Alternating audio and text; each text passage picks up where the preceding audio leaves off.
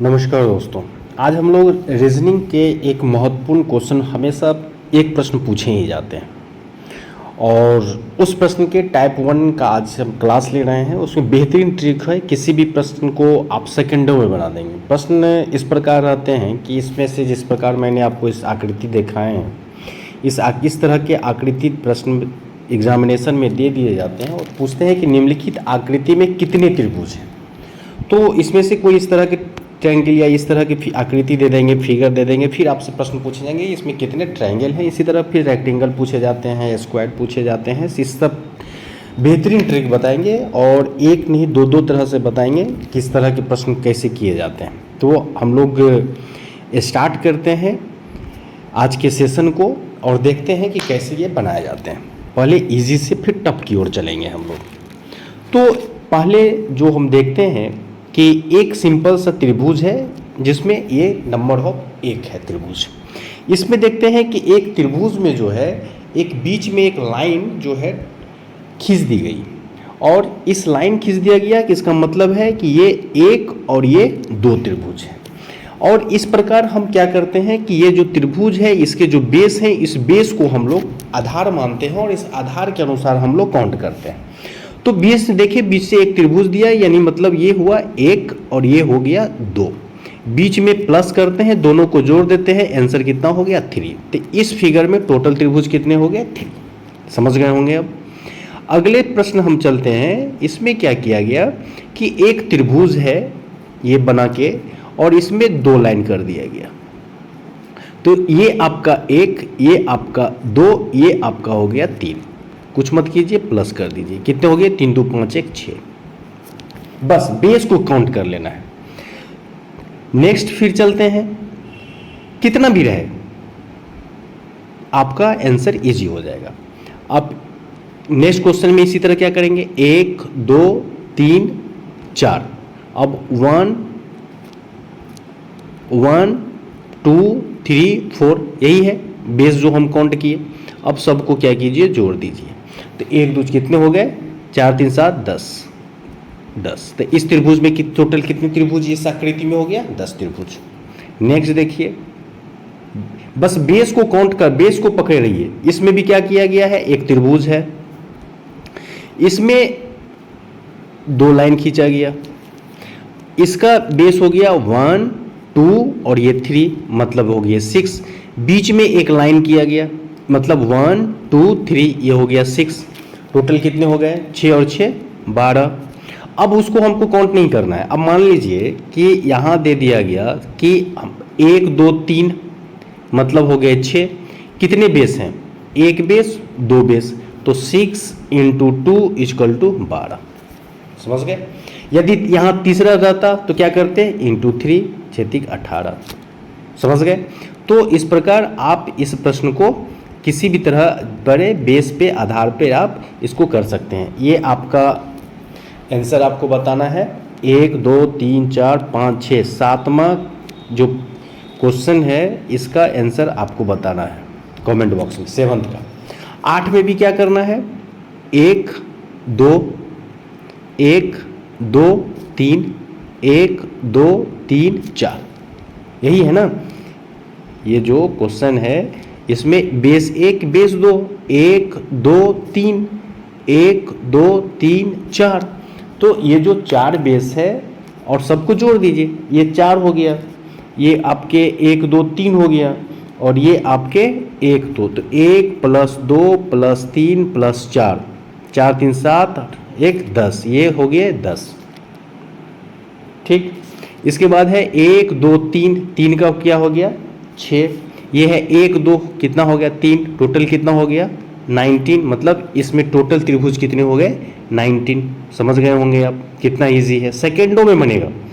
इस प्रकार ये प्रश्न आप बना के कमेंट बॉक्स में आपके इसका आंसर देंगे। 7 8 बता दिए, 10 क्वेश्चन का कमेंट बॉक्स में आप आंसर देंगे।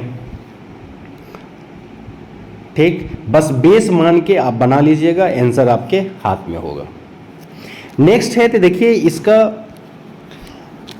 1 ये 2 और ये आ गया 3। इधर से करें 1 हो गया 2 और ये आ गया 3।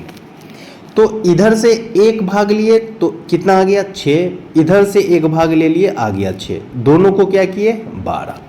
समझ गए। लेकिन ये जो भाग है इसको 2 बार किए, इधर से भी 3 कर लिए, इधर से भी किए, तो 12 में से 1 घटा देंगे, इसका आंसर हो गया 11। इसका एक ट्रिक लिख सकते हैं, लिख दीजिए, एक नोट करके लिख लीजिए इसमें, कि जब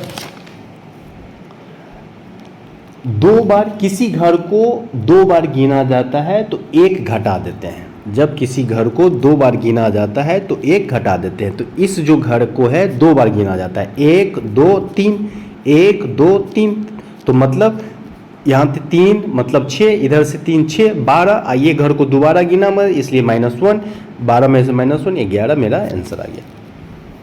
समझ गए होंगे। जब भी किसी जहाँ भी किसी भी घर को यदि हम 2 बार गिनते हैं, काउंट करते हैं, तो क्या करते हैं, 1 माइनस करते हैं। समझ गए होंगे ये। इसके बाद है ये त्रिभुज, यानी एक त्रिभुज के अंदर जो है एक त्रिभुज है, तो इसके लिए एक ट्रिक है। इसका फार्मूला है 4n-3। पहला ये ट्रिक लिख लीजिए, 4n-3। इसके बाद दूसरा ट्रिक एक लिख लीजिए, स्टार देखिए, कि अगर किसी त्रिभुज के अंदर कोई अन्य त्रिभुज बाहर वाली त्रिभुज के तीनों भुजा को छुए यानी टच करता हो, तो अंदर वाली जो त्रिभुज है वह 4 त्रिभुज का निर्माण करती है। कितने त्रिभुज का निर्माण करती है? 4 त्रिभुज का निर्माण करती है। तो एक सिंपल सा चीज़ है कि मतलब जो एक त्रिभुज है उस त्रिभुज के अंदर जब एक त्रिभुज हो उसकी वैल्यू कितनी होगी? 4, और एक बाहर त्रिभुज है, इसका कितना हो गया? 1, तो 4 + 1 = कितना? 5। ये हो गया ट्रिक के हिसाब से। फार्मूला मैंने बताया था कि 4n = 3 तो n का मतलब क्या? टोटल नंबर ऑफ ट्रायंगल, यानी जो कुल ट्रायंगल की संख्या है वो। तो 4 इंटू ट्रायंगल कितने हैं? तो 1 और 2 -3, 4 दूनी 8 -3 = कितना? 5। यही है ना। देखिए ये एक ट्रायंगल है, ये 2 ट्रायंगल है, 2 ट्रायंगल है, तो 4 × 2 -3 यानी 8 -3 = 5। इस तरह से हो गया। दूसरा बताए थे कि जब हो तो इसकी वैल्यू कितनी? अंदर वाली त्रिभुज 4 और बाहर 1 5। कंप्लीट हो गया होगा। अब आते हैं दूसरे पे।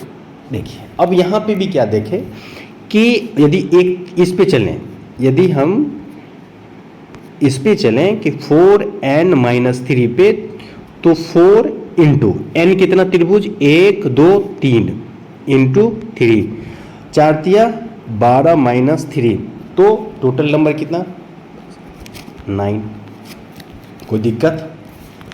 टोटल नंबर जो अब जो त्रिभुज हुआ वो कितना हुआ? 9। अब हम चले दूसरे की ओर, दूसरी ट्रिक से यदि चलें तो क्या होगा?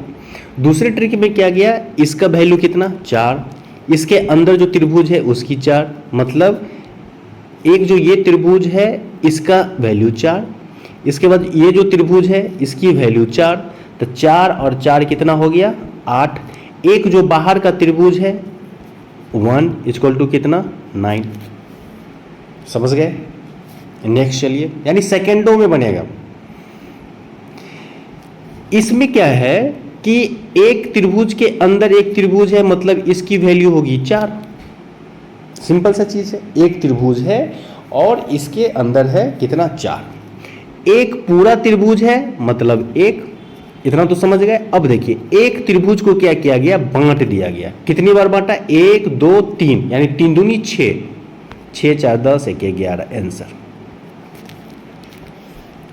यानी जो वैल्यू है, दोबारा देखिए कि ये जो त्रिभुज है इसकी वैल्यू कितनी होगी? 4। प्रत्येक त्रिभुज को जो है बांट दिया गया। देख रहे हैं, यानी त्रिभुज, एक त्रिभुज को यदि दो भागों में बांटा गया तो इसके त्रिभुज की इस आकृति में त्रिभुज की संख्या कितनी हो जाएगी, 1 2 मतलब 3। कितनी लाइन है, 1 2 3, तो 3 दूनी कितनी हो गई, 6। मतलब या तो ऐसे कर लीजिए, 1 2 3 4 5 6, इसकी वैल्यू 1 हो गई तो 6 होगा, तो ये 6। तो हम लोग देख लिए इसकी टोटल, यानी अंदर में जब भी हो तो आप इस आधार पे बना लीजिए।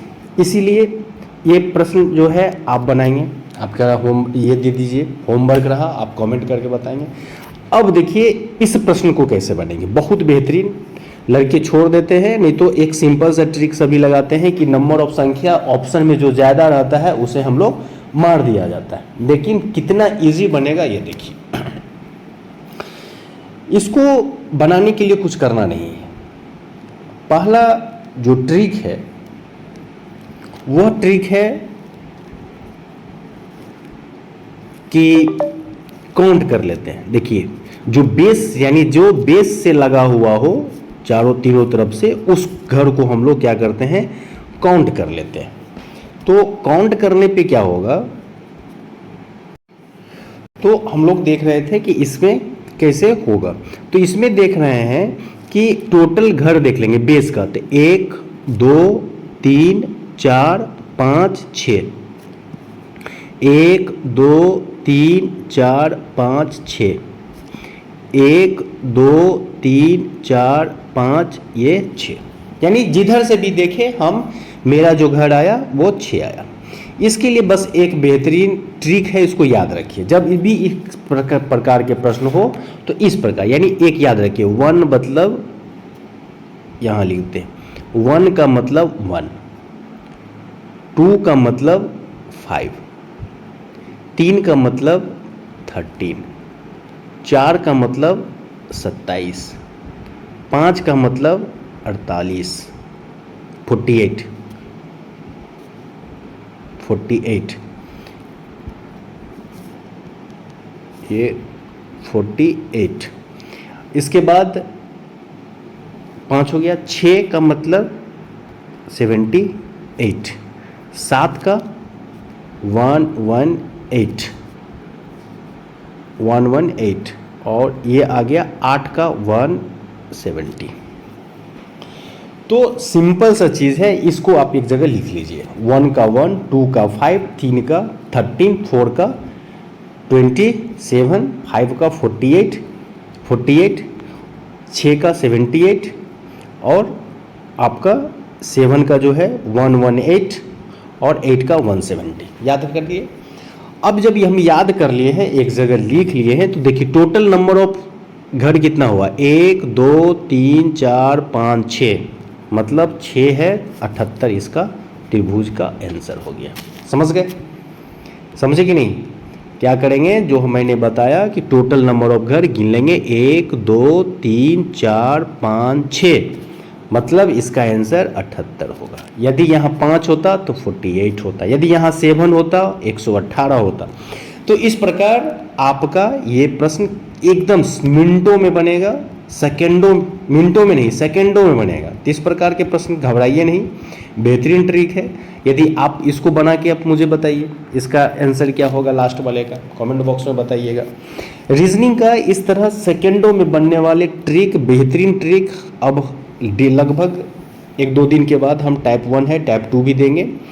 पजल्स का भी ट्रिक बहुत बेहतरीन देंगे, जैसे पजल्स जो ब्लड रिलेशन से पूछे जाते हैं, कितना भी, चाहे वो कैट का हो, मैट का हो, आपके पीओ का हो, या बैंकिंग के किसी भी एग्जामिनेशन का पजल्स का ब्लड रिलेशन से क्वेश्चन हो, सभी को हम इस पजल्स पे इस आधार पे बना देंगे।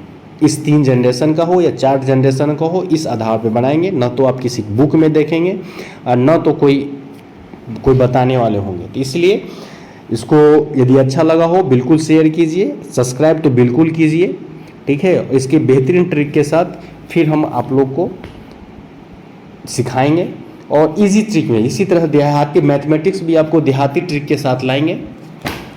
देखते रहिए, बस अपने स्कोरिंग को बेहतर करिए और तैयारी में लगे रहिए।